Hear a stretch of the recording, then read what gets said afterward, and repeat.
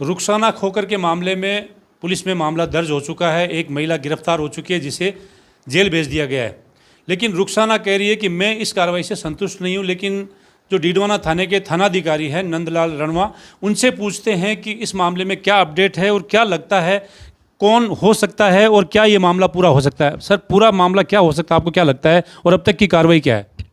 दिनांक 28/7/2024 को रुखसाना नाम की महिला हमारे थाने पे आती है और वो एक रिपोर्ट लेके आई थी कि मेरे साथ किसी ने मेरे जो खाद्य पदार्थ है पानी पीने का है उसके अंदर कोई टेबलेट वगैरह मिला दी जिससे मेरे को वोमिटिंग हो रही है, लूज मोशन हो गए, मुझे चक्कर से आते हैं वगैरह। रिपोर्ट में हमने मुकदमा दर्ज किया और उसने उस समय आरोप लगाया था उसके जो काम करने आती थी बाई उसके ऊपर।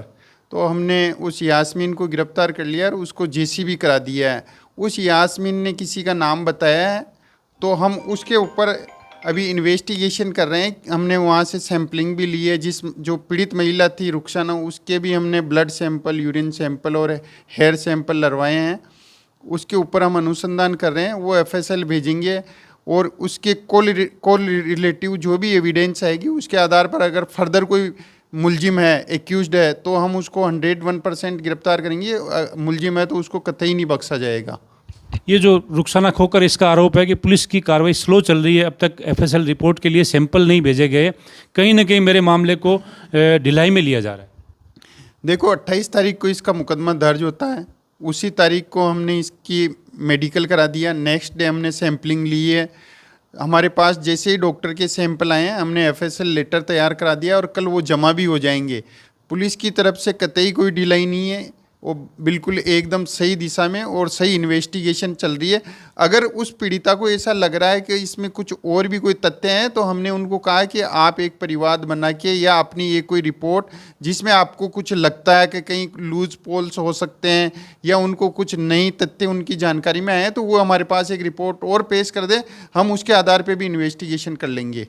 देखिए सर, वो आपकी रिपोर्ट आएगी, आप कार्रवाई करेंगे, लेकिन ये जो मामला है बड़ा संगीन है और अलग टाइप का मामला है। जैसे हम धारावाहिक और फिल्म में देखते हैं उसी टाइप का मामला लग रहा है।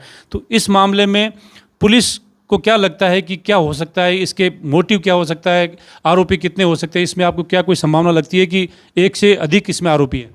हाँ, नहीं, निसंदेह इसमें एक से अधिक आरोपी हो सकते हैं, इससे इनकार नहीं किया जा सकता। लेकिन केवल आरोपी का नाम लेना ही पर्याप्त नहीं होता, उसके लिए एविडेंस भी होनी चाहिए, उसका उस अपराध में इन्वॉल्वमेंट भी होना चाहिए और उससे उसको कुछ गेन भी होना चाहिए। तो पुलिस इन सभी तथ्यों के आधार पर और इन सभी एविडेंस को कलेक्ट करते हुए अनुसंधान कर रही है और हमारी अनुसंधान सही दिशा में चल रहा है। क्या उम्मीद करें कितने दिन में रिजल्ट आ जाएगा? एफएसएल की रिपोर्ट की जांच की रिपोर्ट पूरी आने के बाद में अगला आरोपी सामने आएगा या उससे पहले ही पकड़ लिया जाएगा? नहीं, हम एफएसएल तो भिजवा ही रहे हैं। एफएसएल की रिपोर्ट आएगी, उसके साथ ही अगर हमारे को कोई एविडेंस मिलती है तो उससे पहले भी हो जाएगा। ऐसा नहीं है कि केवल एफएसएल के का ही इंतज़ार किया जाएगा, ऐसा नहीं है। इससे पहले भी अगर हमारे को एविडेंस मिलेगी तो निश्चित तौर से जो भी दोषी है उसको गिरफ्तार किया जाएगा। तो ये थे डीडवाना थाने के थानाधिकारी नंदलाल जी, जिनका कहना है कि इस मामले में एक से अधिक आरोपी हो सकते हैं। जैसे ही एफएसएल रिपोर्ट आएगी और जैसे जैसे इनका अनुसंधान आगे बढ़ेगा उसमें नाम सामने आते जाएंगे और आरोपी कोई भी हो बचेगा नहीं, ये इनका कहना है। अब देखते हैं कि इस मामले में क्या निकलकर सामने आता है और कौन आरोपी निकलकर इस महिला की जान के पीछे लगा हुआ है, उसका देखते हैं कि किसका नाम सामने आएगा। सहयोगी आसिफ के साथ हनीफ खान, नागौर।